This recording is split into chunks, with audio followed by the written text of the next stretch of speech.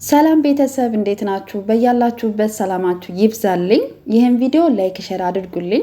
አንድ ነገር ግን ልንገራችሁ፣ እናንተነታችሁን የወደደና ያፈቀረ ሰው ጓደኛም ይሁን ፍቅረኛም ካላችሁ አጥብቃችሁ ያዙ። ጥቅማችሁን አይቶ የወደደና ያፈቀረ ሰው ከሆነ ግን ከህይወታችሁ አስወጡት። ምክንያቱም የሆነ ሰዓት ላይ የእናንተ ጥቅም ካቋረጠ ትቷችሁ ስለሚሄድ ማለት ነው።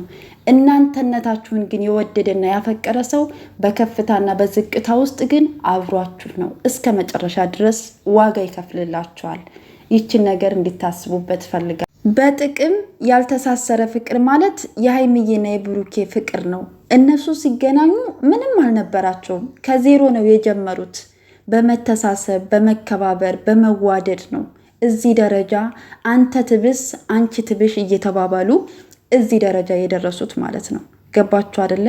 በማንነታቸው ስለተዋደዱና ስለተፋቀሩ ነው እንጂ ጥቅሙን አይታ አይደለም የቀረበችው፣ ወይም ደግሞ ጥቅሟን አይቶ አይደለም የቀረባት። ከዜሮ ነው የጀመሩት ማለት ነው። ዛሬ ላይ ሀብት ቢመጣ ገንዘብ ቢመጣ መኪና ቢመጣ ለዛ ነገር ግድ አይሰጣቸውም።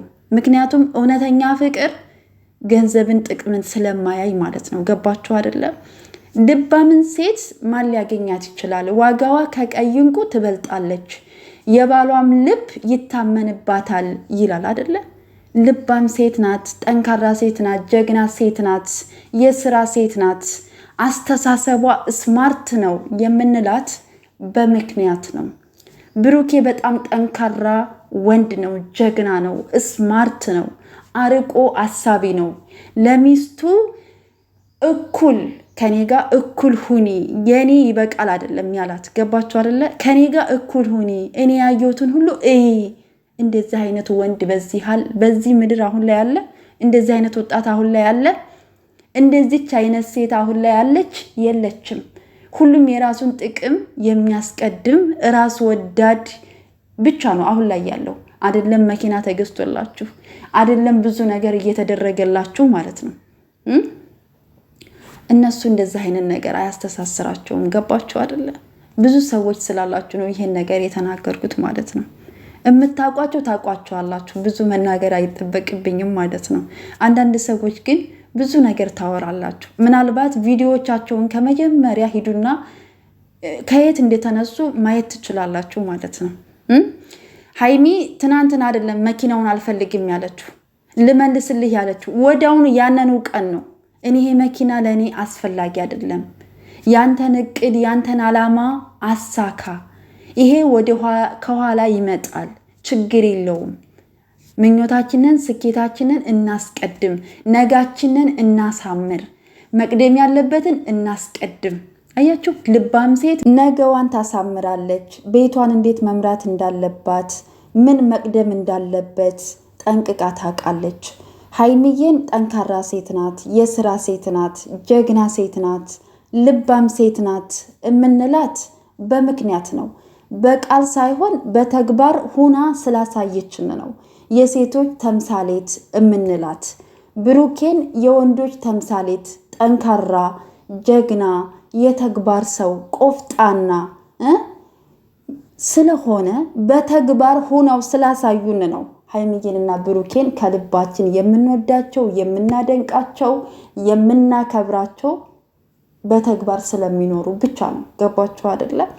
እግዚአብሔር ከክፉ ነገር ሁሉ ይጠብቃችሁ። ከዚህ በላይ ከፍ ብላችሁ አላማችሁ፣ ስኬታችሁ፣ ምኞታችሁ ተሳክቶላችሁ ለማየት ያብቃን።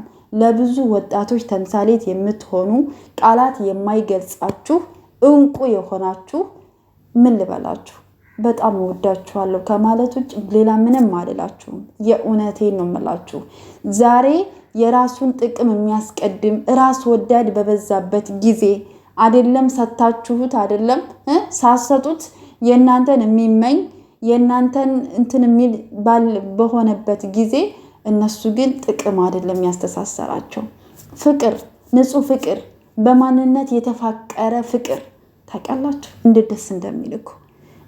ይሄ እንደዚህ አይነት ፍቅር ደግሞ በብዙ አይነት ፈተና ቢፈተን እንኳን አይወድቅም ታውቃላችሁ። ምክንያቱም ምንም አይደለም ያስተሳሰራቸው፣ ማንነት ነው፣ ንጹህ ፍቅር ነው ያስተሳሰራቸው። ገባቸው አይደለ?